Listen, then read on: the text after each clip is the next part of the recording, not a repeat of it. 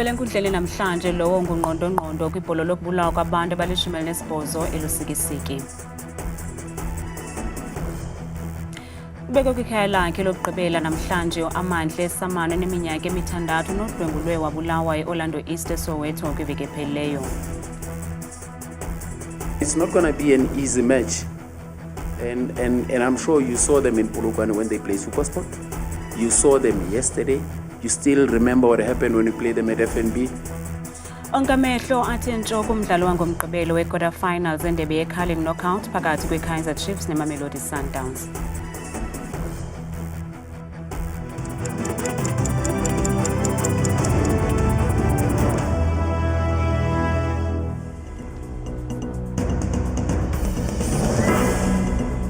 Sinamkele kwindaba zethu ngokuhlwanje andambe ndodwa ndamba nophumza sikhumba noyitoliki yolwimi lwezandla Bhotani Mzontsundu. Intsapho, izihlobo nezalamane zamaxhoba esiganeko sasengobozane lusikisiki eMpuma Koloni sokubulawa kwabantu abali-18 bekobentlombe ngomhla 28 kuSeptemba sivakalise uchulumanco ngelithi ibonakala ngecala labo ingalo yomthetho nangona ithunuka amanxeba okukuzemva kokuvela enkundleni kamantyi yaselusikisiki umrhanelwa wesixhenxe kwabo bathandathu baseluvalelweni ngezityholo zokubulala ezintsapho ezili-18 ezaziqundene kumakhaya amabini silungiselela ukuya kumothulo notyhilolitye emantlaneni. Tyala lemisela umhla 26 kuNovemba ngelixa abaphandi besaqokelela ubungqina obunorhintyela nangakumbi ummangalelwa wesixhenxe ngegalelo lakhe kuloo nyikitya yokufa. Sikinoyiya usiphathele ingxelezeleyo.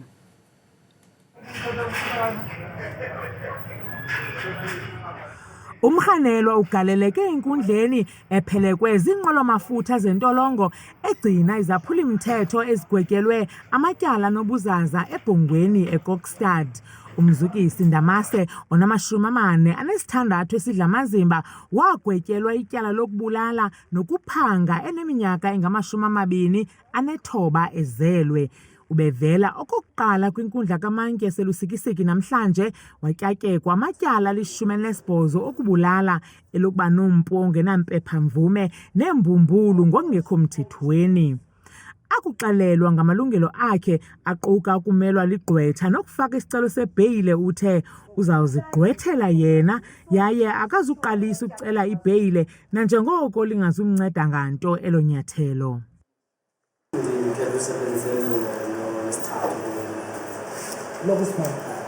Well, Your Worship, I choose to conduct my own defense.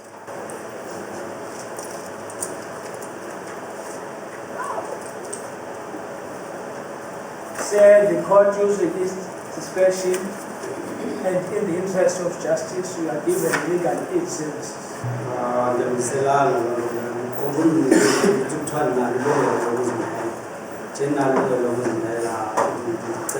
Consequences of this matter, so that's the trial of the but the trouble in there all and all to in land, and if they are negative, Kubari said the same children, but was mela, the look to and I in the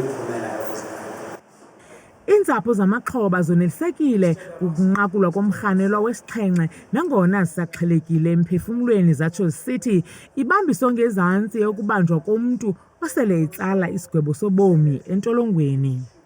Uzofumanisa ukuthi ixesha elininzi uzofika besithi abayifuni ibheyili. Ithe ukuthi xa bekhetha babona kubhetele ukuba ngaphakathi esitokisini kunokuba ngaphandle. Ukanti igunyabantu lezotshutshiso ephondweni livakalise ukuba ummangalelwa usibhudile izingqi ngokukhetha ukuzithethela kweli tyala nanjengoko linobuzaza kodwa lathi lilungelo lakhe ukwenza njalo. Lo mfo uthe wasebenzisa ilungelo lakhe nelungelo kumgaqo-siseko uba akhethe uba angathethelelwa ligqwetha. Inkundla ke ibimcebisa uba ubungozi baloo nto leyo ukuba eli tyala linobuzaza lifuna uba amelwe ngumntu ozokwazi uba abe nomthetho.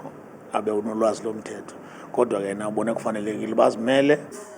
Ityala limiswe khona ukuze abezotshutshiso bafumane amaxwebhu aqulethe iinkcukacha ezidandalazisa umkhondo weemali ezikhutshiweyo nezingenileyo kwiakhawunti yommangalelwa nanjengoko umtyholwa kuvakala ngowemithombo ethembekileyo ukuba uzawubhenca njengonqondongqondo kwisiganeko sokuhlaselwa kubulawe 18 labantu beko bentlombe engobozana.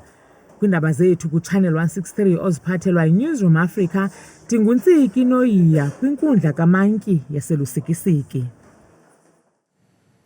Uza kuvela enkundleni kaMantyi ethembisa ngomso umdlali webhola ekhatywayo odlalela iqela leSikhukhune United emva kokudala ingozi esube umphefumlo womntwana oneminyaka esi-9 ngelixa amanye amaxhoba amabini elele ngandletyananye esibhedlele. Ingxelo zethu uMrhanelwa ucele kwabanentsente emva kwale ngozi zekamva wazinikezela emapoliseni. Luxhelekile usapho lwentwazana eneminyaka esi-9 ephulukene nobomi bayo kwingozi yemoto ebandakanya umdlali webhola ekhatywayo ngentseni yayizolo. We are all devastated yesterday, even the way the accident happened. You see how it happened, you've seen the videos. So we're devastated. Even the person who caused the accident, you saw there were alcohol and drugs inside the car. But on our side, we've lost the child. So we are not fine. We are not fine. We are not fine. And she's a young person, she was going to school, 9-year-old. You see, so we are not fine as a family. We are not trying at all. Any support that can come, we'll accept. Yeah, we're not trying as a family. But this thing, we couldn't bring a lost life. So what happened, something that we'll never forget. Yeah. Umntakwabo tata wexhobe eliswelekileyo uthi umnqweno wakhe kukuba umthetho udlale indima yawo. Ndonzakele kakhulu, andiziva kamnandi kwaphela. Ndilahlekelwe ngumtshana wam ngendlela ebendingakhange ndiyicinge. Ayihlali kakuhle yonke le nto. Andazi noba mandithini, kodwa ndingomthetho, ngoko ke umthetho kufuneka udlale indima yawo. Njengoko namhlanje bekulindeleke ukuba uMrhanelwa avele enkundleni kaMantyi, igunyabantu lezotshutshiso lidize ukuba lisayalela amapolisa ukuba aqokelele bonke ubungqina obuyimfuneko. Well, we can confirm as the NPA that we did receive the docket from the South African Police Service. However, the docket that they brought was not court ready. And as the NPA, we've given instructions that SAPS must comply with and return the docket to us tomorrow, the 1st of November, for a decision. uMrhanelwa uza kuvela enkundleni ngomso. Bekwikhaya lakhe lokugqibela uAmanhle Samane beneminyaka emi-6 kukholelwa kwelokuba uAmanhle uye wadlwengulwa ze emva koko wabulawa kwiveki ephelileyo. Esi siganeko sidale isangqe kwilokishi yase-Orlando East eSoweto kwaye abahlali bamkhangele nangaphantsi kwesicithi uMrhanelwa. Ukanti kule nkonzo yomngcwabo abahlali bahlabe ikhwelo lentsebenziswano ukulwa iziganeko ezikumila kunje. Usapho, abahlobo kunye nabafundi baphume ngobuninzi babo bezokuvalelisa kuAmanhle Samane namhlanje.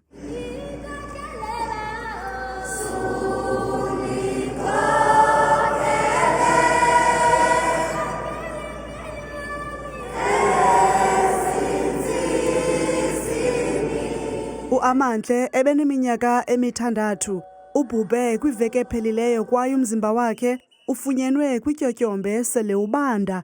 Ingxelo zithi udlwengulwe wabulawa yindoda eyaziwayo yasekuhlaleni. Amanhle enelengwana osiyame. uAmanhle ebengumntwana olungileyo, ebesoloko encumile kwaye besimthanda kakhulu. She gave the warmest hugs.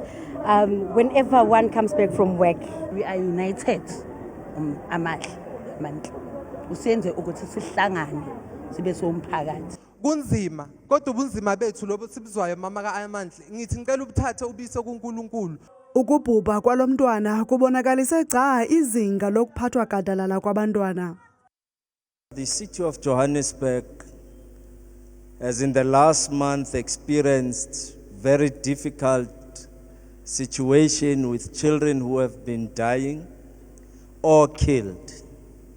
And that in its own demonstrates that we've got so much work to do.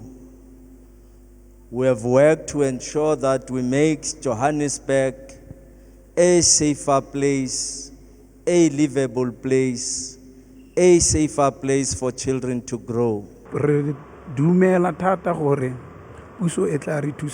Siyathemba ke ukuba urhulumente uza kungenelela kule nto yenzeke emntwaneni wethu. uMrhanelwa oneminyaka engama-24 kulindeleke ukuba avele kwakhona enkundleni ngomso. Usaqhuba umsinandozelo wezopolitiko kwisixeko saseNelson Mandela Bay eMpuma Koloni emva kokuba usodolophu esisixeko umnumzana Gary van Niekerk kwakunye nesekela lakhe unkosikazi Babalwa Lobishe bethe babeka phantsi ze emva koko batshintshiselana ngezikhundla. Esi sigqibo sokulahla kwabo kwezi zikhundla sibhengezwe kwibhunga lalo masipala ngentsasa yanamhlanje phambi kokuba onyulwe njengosodolophu omtsha wesisixeko unkosikazi Babalwa Lobishe we-ANC. Unkosikazi Lobishe ngusodolophu wesine isithuba nje seminyaka emithathu ukanti kungoku nje umnumzana van Niekerk ngusekela sodolophu emva kokuba exhuzule imikhala njengosodolophu isithuba senyanga ezili-18. Iqela lakhe le-National Alliance lombathisana ngengubo enye ne-ANC, i-FF neminye imibutho emincinci. Emva kweminyaka engama-30 yedemokhrasi kweli, imeko yabahlali eDiepkloof Hostel eSoweto eRhawutini ayincumisi kwaphela. Abahlali bathi baziva belityelwe ngabasemagunyeni kwaye basasebenzisa inkqubo yamabhakethi kwaye oku kubanyanzela ukuba baphile nevumba elingathethekiyo. Bathi oku kubeka emngciphekweni ubomi babo. Ihostel yaseDiepkloof yindawo enabahlali abangathathi ntweni nabathi uninzi lwabo luxhomekeke kwimali yendodla karhulumente. uSifiso Mbele nongomnye wabahlali balapha uthi nangona ulwamvila lobumdaka lithe gqolo ukuvakala kananjalo ziyabonakala iinzame zikarhulumente ekukhawuleleni nele mingeni. There's a lot of challenges in this hostel because of service delivery. Ayize emphakathini abantu abayithola service delivery. Bekune issue yogesi before mina ngifika bongekho, i-issue yamanzi abengekho, i-hostel lona qobo lalo belicollapse, i-issue yesiyu ayikho nje into abikhona i-right njengamanje ke mhlambe noma iqala i-progress siyaphambili siyamova kancane but we are very slowly ngoba ugovernment niyamazi ukuthi akenze phangisa izinto zakhe ayisheshi. Ukanti abahlali bale ndawo bathi bayathemba ukuba baza kufakelwa izindlu zangasese ezisemgangathweni kungekudala nanjengoko besebenzisa inkqubo yamabhakethi. Sisebenzisa amathoyilethi angahlanzekile neze and kunama-infection izifo ey'thile ey'gcina ziphatha abantu besifazane njengoba niyazi abantu besifazane kufuneka besebenzise iy'ndawo ey'hlanzekile. So I think i-issue yakhona indaba yesiwa because isiwa ayikho at all. Ekuqaleni konyaka imibutho yezopolitiko ibithondelana ukuzokunikeza ngezithembiso zayo kule ndawo. Abahlali bathi noxa kunjalo iinkonzo zikarhulumente zisachasele ukwelanga lasebusika kodwa bavotile. Yebo bake basithembisa ukuthi bazosakhela izindlu nama-toilet so namanje akuqhamuki lutho. Ugovernment uthi kuzolunga bafike bethembise lokhu nalokhu kugcine kungalunganga. Nathi siyadinga ukuqasheka ema-ofisini. Kunenkinga yabona makuphuma ama-post uthi uya-apply ubhale i-address yaseDiepkloof Hostel even kwi-security abakuthathi ngoba uphuma la eDiepkloof Hostel. Ukanti ikomishoni yamalungelo oluntu ithi imeko zokuhlala zale ndawo ingakumbi ebantwaneni azamkelekanga kwaphela. Umasipala fanele ufike lapha ufike uvale kwenzeke ukuthi abantwana bengabi susceptible to amagciwane. So umasipala fanele ubheke ukuthi i-blockage ikuphi kahle and then i-drain leyo kube sizoyehlisa leyo sewage. So sizobakhulumisana nabo leyo sibatshela ukuthi kunenkinga khona. Ezihostele nesele ezingamakhaya kubaninzi zakhiwa ngeminyaka yo-1970 ukuze kulungiselelwe abasebenzi abasuka ezilalini nabazokusebenza ezidolophini. La makhaya aye athathwa kwaye alawulwa ngumasipala. Nangona kunjalo abahlali abangaphezulu kwe-7,000 kuye kwafuneka baphile ngaphandle kwamanzi kunye nombane iminyaka ngelixa amakhaya abo egugile. Kungoku nje abantwana bacampuza kumanzi elindle le ndawo igutyungelwe intswelangqesho ivumba lenyunyu nanjengoko abahlali balapha besithi indawo bazinceda kuyo zicocwa rhoqo ngeveki. Kwiindaba zethu kuChannel 163 noziphathelwa yiNewsroom Africa ndikuvuyo lwethu ihamba seSoweto eRhawutini. Masipala waseGetleng Rivieres eMntla-Ntshona uthi ugwadla amaqhinga okunikezela ngamanzi kubahlali oku njengoko iSwartregensdam engumthombo onikezela ngamanzi kwiziko eliphehla amanzi kule ndawo ujongene nemingeni ebangela ukuba abahlali basokole ngamanzi. Usodolophu kumasipala iGetleng Rivieres eMntla-Ntshona uvumile ukuba bengumasipala bajongene nomngeni odala isankxwe kuhanjiso lwamanzi ngenxa yengxaki ezikhoyo kwidama elinikezela ngamanzi angekacocwa. We are currently facing a challenge with our dam that has encountered a very low water lineage. As things stand, we are unable to even pump water straight to the people. So that's the main challenge that we are facing as a municipality. Uhambise wathi okwangoku basazama amacebo anokuba likhubalo kule ngxaki yaye banesisombululo sethutyana sokuzisa amanzi kubahlali ngamatanki. Currently, our main source of intervention is water tankering, but our management team have been meeting other stakeholders, the Department of Water, the Bujanala district, the Hilam mine, in order to exhaust other options that are there. But as things stand, we are currently relying on ensuring that our people get water through tankering. Noko kunjalo abahlali bakhala ngokunqaba kwamatanki lawo anikezela ngamanzi, nto leyo maxa wambi ebanyanzela ukuba bazifunele amanzi kwezinye iindawo ezikufuphi. Kambe usodolophu uthi basebenza belijonge encwadini ixesha ukulwa nale nyewe. Kuzakuqala kunobathana kumdlalo wangomgqibelo we-quarterfinals endebe ye-curling knockout phakathi kwe-Kaizer Chiefs ne-Mamelodi Sundowns. Mabini la maqela atha ulungele lo mdlalo kwaye nabalandeli bayabongoza kuba bafike kwangethuba ukunqanda ulibaziseko lokuqala komdlalo. Kulindeleke ukuba kuqhuma uthuli etheni kube manzi isali ngomgqibelo xa iGlamour Boys ziqubisana neBrazilians kumdlalo we-quarterfinals zendebe ye-curling knockout. La maqela ashiya abalandeli bengawuvala umlomo kumdlalo wawo we-Betway Premiership kwinyanga ephelileyo nalapho abafana bestyle baphumelela ngamanqaku amabini kwalinye. The last game against Mamelodi Sundowns, it was I feel like it was a very good game of football with a lot of entertainment, technically, tactically, and on both sides too. No Steve Kompela ke uyavuma ukuba lo mdlalo uza kutakisa inhlansi kwaye awuzukuba lula. It's not going to be an easy match.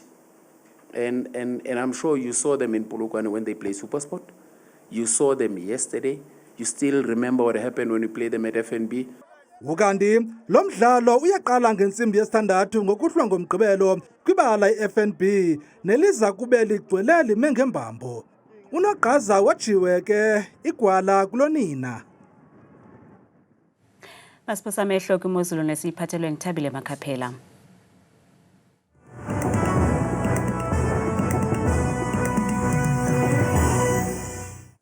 Kakhulu kweqokathikazi nomamzango kwideska yenu yendaba ndiyakubulisa nawe mbukeli wami ekhaya ndikwamkele bethuna eqongeni lami elikhulu elo ke lele mozulu mna ngegama ndinguthabile Makhaphela ndingumamthembu mvanje nantsi imozulu siye sivule ke mbukeli ekhaya ngokuphawula kaloku iziganeko ezithisa ibunzi apha kuMzantsi Afrika ngamandla apha kumbindi kodiyala apha kwasekuseni futhi kucwengile futhi kuzole kamnandi ngo-13 degrees bakhuphe futhi lihlaba umlanga kakhulu pha yonke imini kutshise mpela ngama-30 akhatshwa sisimbukeli ekhaya xa sihlabela mgama njengamaqondo wakho phansi naphezulu phaka lokho kokuqala nqa kusempuma koloni njengapha kwintshona kokalado kwepha ngalo mafu ekuseni futhi ngaye kaloku la 10 degrees bakhuphe futhi nosuku lwabo kuyatshisa mpela futhi ngala 37 degrees xa belusonga olwasuku lwabo emva kwemini nantsi ke bethuna kaloku imozulu futhi phaya ephondo lase-Free State lona ke lephondo kaloku likumbindi kakhulu apha kuMzantsi Afrika kumazantsi futhi umzekelo phaya kwaseBloem futhi nekuseni futhi neziphaluka ngala 12 degrees futhi baqhube nosuku lwabo kucwengile nje yonke lamva kwedinala.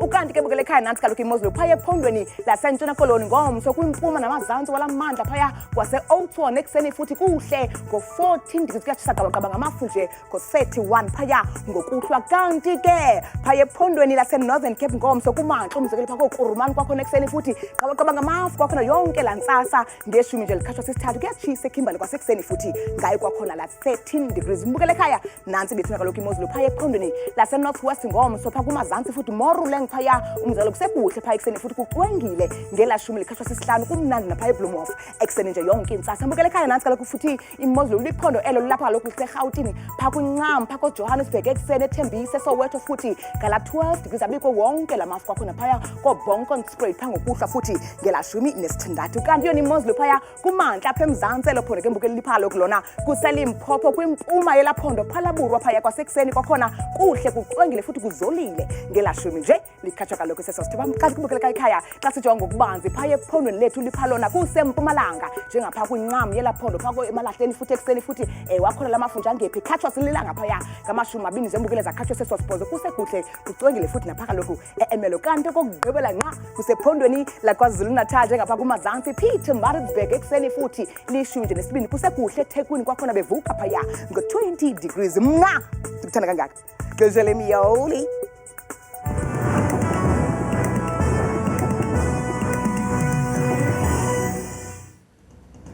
Ngafumana lamanqaku kwiqonga lethu le-YouTube nelithi Indaba Zethu 163 kamnandi.